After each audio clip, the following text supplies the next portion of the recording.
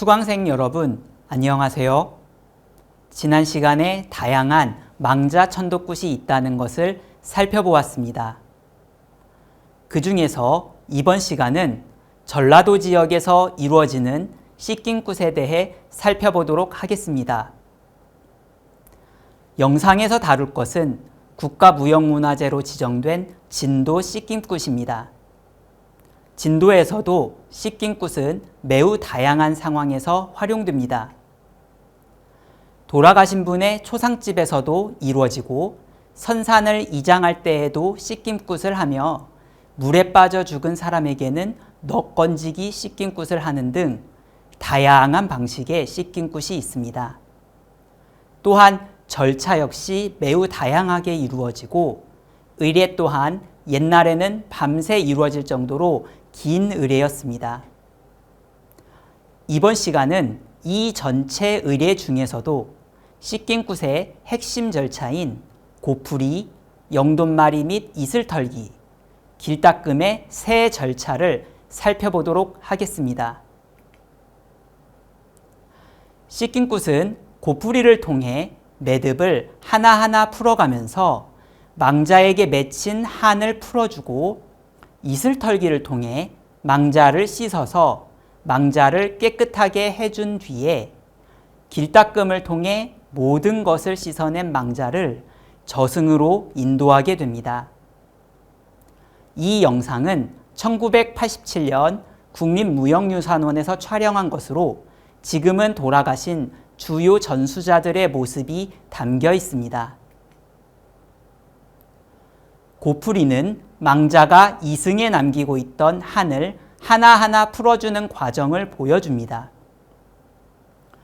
광목에 하나하나 매듭으로 묶인 것이 고이며 그것은 동시에 망자가 이승에 남겨둔 미련이자 한을 의미합니다. 단골은 노래를 하면서 이 매듭을 하나하나 풀어줍니다.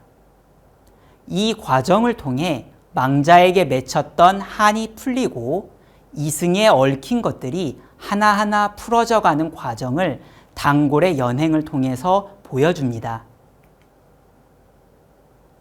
이 장면에서 제일 아래 망자의 옷을 말아서 만든 것은 무엇일까요? 죽은 사람의 몸을 상징하는 것입니다. 그 위에 누룩을 얹고 종이로 만든 넋을 넣은 밥그릇으로 눌러줬습니다. 이것은 머리를 상징화한 것입니다. 그 위에 마지막으로 소뚜껑을 얹었습니다. 이것은 무엇을 말할까요? 바로 머리에 쓴 가시입니다. 이 전체가 죽은 사람의 육신과 영혼 모두를 형상화한 것입니다. 이렇게 영돈을 말아서 죽은 사람을 형상화하고 망자가 이승에 갖고 있던 한을 이슬로 비유한 것이 바로 이슬털기가 됩니다.